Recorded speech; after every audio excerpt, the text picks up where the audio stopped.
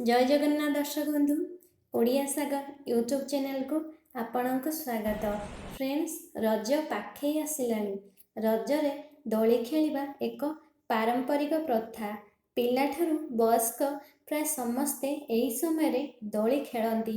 दौड़ी बाउंस चक्री इत्यादि विभिन्न प्रकार दोली देखा मिले। रजरे जानती कि दोली खेलिबा एक प्रकार व्यायाम जहाँ आम शरीर को सुस्थ रखिबारे सहायक होइथाए। यह किपरि शरीर को सुस्थ रखे जानिबा। ता पूर्वरु जदि मो चैनल को सब्सक्राइब करि नाहंती सब्सक्राइब करि दियंतु। वीडियोटी जदि भल लागे लाइक एवं शेयर करिवे। साधारणतः समस्ते भाबती छोट पिला माने दोली खेलिबा दरकार, वयस्कंक यह आवश्यक नाही। हेले धारणा एकदम भूल। छोट ठारू वयस्क समस्ते दोली खेलिबा दरकार। यह द्वारा मनोरंजन हेबा सह व्यायाम होइथाए। यह द्वारा शरीर मध्य सुस्थ रहे। दोली खेलिबा द्वारा शरीरर विभिन्न अंग प्रत्यंगर एक्सरसाइज होइथाए। गोड़, हाथ, छाती, पेट और मस्तिष्क आदिर व्यायाम होइथाए। यह द्वारा विभिन्न रोग दूर होइथाए। केउं केउं रोग दूर हुए दोली खेलिबा द्वारा? प्रथम होउची आंठु गंठी जंत्रणा दूर। दोली खेलिबा समय रे पाद को भूमि रे लगाई बल प्रयोग करी दोली रे आगो को आसीबा को पड़े, पुनः पछकु जीवा को पड़े। दोली खेलिबा समय रे गोड़ सीधा लंबाई आग को आसीबा, पुणी गोड़ को आंठु पाखरु भांगी पाद तलकु रखी पछकु फेरिबा को होइथाए। यह द्वारा आंठुर व्यायाम होइथाए और आंठु गंठी जंत्रणा आशंका दूर होइथाए। गोड़र व्यायाम हेबा द्वारा गोड़र मांसपेशी सुदृढ़ होइथाए।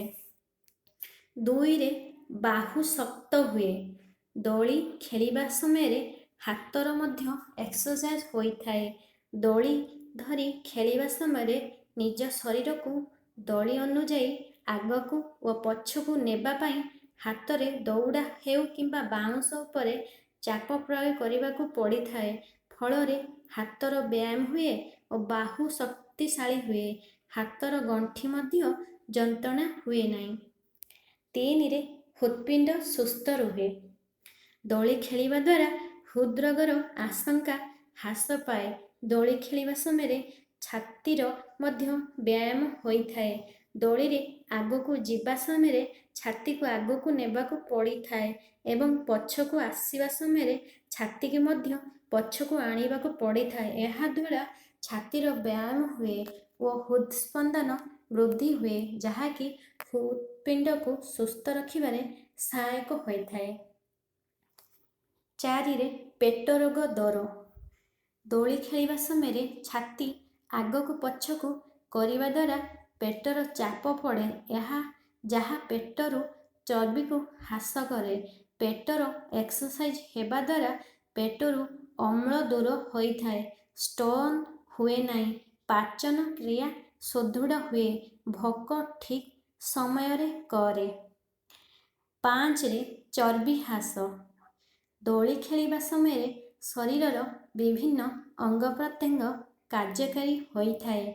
फलरे संपूर्ण शरीर व्यायाम होइथाए। यह द्वारा शरीर अत्याधिक चर्बी ह्रास हुए।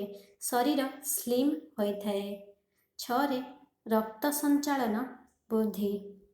दोली खेलिबा द्वारा शरीर व्यायाम हुए। यह द्वारा हृदस्पंदन वृद्धि पाए, जहाँकि रक्त संचालन रे वृद्धिर सहायक हुए। रक्त संचालन वृद्धि हेबा द्वारा शरीर विभिन्न रोग दूर हुए और व्यक्ति सुस्थ रखे। 7 रे मन शांत रहे। दोली खेलिबा द्वारा मनोरंजन होइथाए। यह शरीरर एपरि एक शिहरण सृष्टि करे, जहाँ मनरु क्रोध दूर करी मन को शांत करे। यह द्वारा व्यक्ति हल्का अनुभव करे। पिला हुअन्तु अबा वयस्क, यह द्वारा बेस आराम और हल्का अनुभव करती। 8 रे मस्तिष्क तीक्ष्ण हुए। दोली खेलिबा द्वारा विभिन्न प्रकार दुश्चिंता दूर होइथाए। यह द्वारा ମସ୍ତିଷ୍କ ଶାନ୍ତ ହୁଏ। ମସ୍ତିଷ୍କରୁ ଏପରି ଏକ ହରମୋନ୍ ନିର୍ଗତ ହୁଏ ଯାହା ଶରୀର ଓ ମନକୁ ଶାନ୍ତ କରିବାରେ ସହାୟକ ହୋଇଥାଏ। ଏହାଦ୍ୱାରା ମସ୍ତିଷ୍କ ଭାରାକ୍ରାନ୍ତରୁ ବାହାରି ହାଲକା ହୁଏ ଓ ଅଧିକ ସକ୍ରିୟ ହୁଏ। ଏହାଦ୍ୱାରା ସ୍ମରଣ ଶକ୍ତି ବୃଦ୍ଧି ପାଏ।